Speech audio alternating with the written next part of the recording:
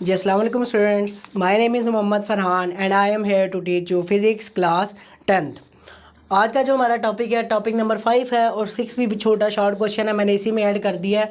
दोनों ही बहुत interesting topic है, बहुत ही मज़े के हैं। लास्ट तक देखिएगा, लाजमी आपको ये जो है ना वो क्लियर हो जाएंगे। सबसे पहले जो हमारा टॉपिक है वो है wave as a carrier of energy. ये वाला जो टॉपिक है थ्योरेटिकल है, सिर्फ थ्योरी लिखनी है आप में। जस्ट आपने मुझे सुन लेना है और आप इसको खुद ब खुद भी लिख सकते हैं अपने अल्फाज में, अगर आप मुझे अच्छे से सुन लेंगे।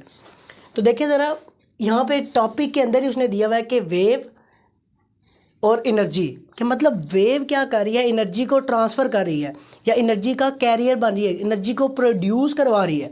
कौन करवा रही है? वेव। तो ये कैसे होगा?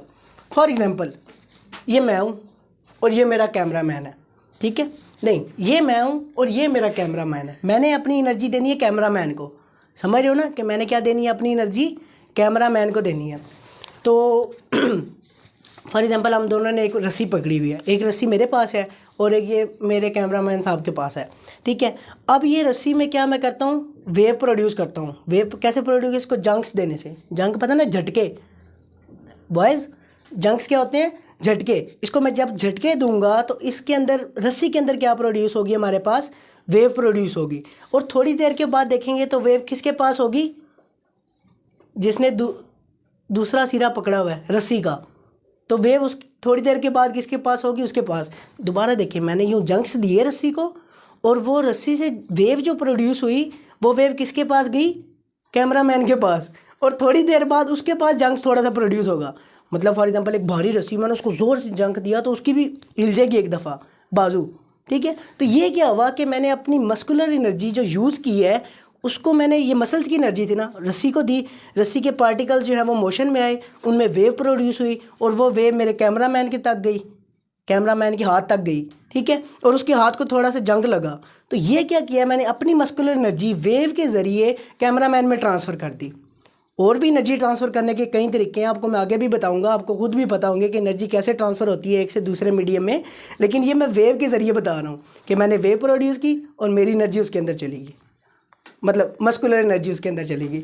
तो उसके बाद आप इसकी एक दो और एग्जांपल ले सकते हैं। फॉर एग्जांपल, हमारे पास सन है, ठीक है? उसमें हीट एनर्जी है, वो वेव के ज़रिए, मतलब वो लाइट प्रोड्यूस करता है ना सन। तो लाइट क्या? वेव है। वेव के ज़रिए वो एनर्जी देता है हमें। हम नीचे बैठे विटामिन डी ले रहे हैं, गर्म हो रहे हैं सूरज की रोशनी से। तो सन भी क्या हमारे पास वेव के ज़रिए एनर्जी हमें पहुंचा रहा है। तो ये है हमारे पास wave as a carrier of energy. It means कि एनर्जी वेव के ज़रिए भी एक जगह से दूसरी जगह वो ट्रैवल कर सकती है। अब इसको आप अपने अल्फाज में भी लिख सकते हैं, बहुत आसान टॉपिक है। जिस तरह से मैंने बताया आप इसी तरह से इसको लिख भी दें तो इंशाल्लाह जो है आपका वो डन हो जाएगा। अदरवाइज़ आप इसको एक दफ़ा किताब से पढ़ेंगे ना तो आपको इंशाल्लाह 100% ये क्लियर हो जाएगा। उसके बाद है हमारे पास सेकंड टॉपिक है, इसी टॉपिक का मतलब पार्ट 2 मैंने बनाया है, relationship between velocity, frequency and wavelength. सवाल यूँ भी आता है कि प्रूफ V = F लैम्डा। बहुत ही इंपॉर्टेंट शॉर्ट क्वेश्चन है, हर दफ़ा पास्ट पेपर उठा के देख ले, मैक्सिमम 80 to 90% ये सवाल आया हुआ है इस चैप्टर में से। तो V = F लैम्डा हमने प्रूव करना है। आप लोगों ने 9th क्लास में चैप्टर नंबर 3 में पढ़ा था वेलोसिटी क्या होती है, स्पीड क्या होती है।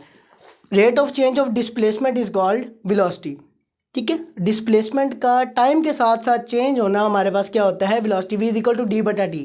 ये आप पढ़ के आए 9th क्लास में, तो इसी में हम देखेंगे। अब यहाँ पे जो डिस्प्लेसमेंट है ना, ये वेव की बात कर रहे हैं ना, तो वेव में डिस्प्लेसमेंट क्या होता है? वेव लेंथ, कि वेव की कितनी लेंथ है। वेव एक जगह से दूसरी जगह ट्रैवल हुई, उसकी लेंथ कितनी थी, तो वेव लेंथ वो डिस्प्लेसमेंट है। तो यहाँ पे डिस्प्लेसमेंट की जगह हम क्या कह देंगे? तो डिस्प्लेसमेंट है वो वेव लेंथ है, और वेव लेंथ को किससे रिप्रेजेंट करते हैं हम? लैम्डा से। ये सिंबल है वेव लेंथ का।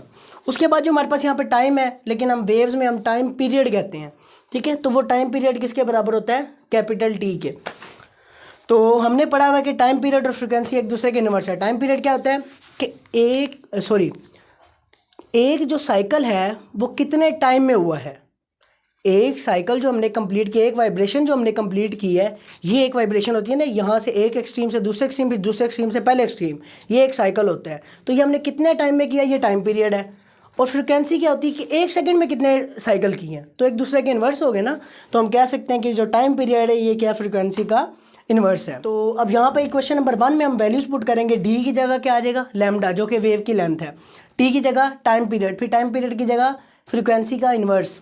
और ये वी ऐसे ही रहेगा, v is equal to D की जगह वेवलेंथ और t की जगह टाइम पीरियड। अभी मैंने आपको बताया कि टाइम पीरियड और फ्रिक्वेंसी एक दूसरे के इन्वर्स हैं, तो इसकी जगह 1/f आएगा, ये ऐसे ही लैम्डा, और इस t की जगह क्या आ जाएगा 1/f। अब ये डबल डिवाइड हो रहा है, इसको ऊपर लेकर जाएंगे तो ये डिवाइड किस में चेंज हो जाएगा, मल्टीप्लाई में, तो और इन्वर्स भी हो जाएगा, लैम्डा ऐसे ही रहेगा। मैंने इस डिवाइड की जगह, ये जो डिवाइड है मेरे पास ये वाला, इसकी जगह मैंने किया मल्टीप्लाई, तो ये 1/f क्या हो जाएगा f/1, तो नीचे 1 हो तो उससे हमारे पास कोई फ़र्क नहीं पड़ता, तो ये v is equal to F lambda हमारे पास प्रूफ हो जाएगा। ये रिलेशनशिप है हमारे पास वेलोसिटी, फ्रीक्वेंसी और वेवलेंथ के अंदर। Thank you so much, that's all from my side. इस दोनों टॉपिक्स में आपको अगर कहीं पे भी इशू है आप मुझसे कमेंट बॉक्स में पूछ सकते हैं। जज़ाकल्लाह।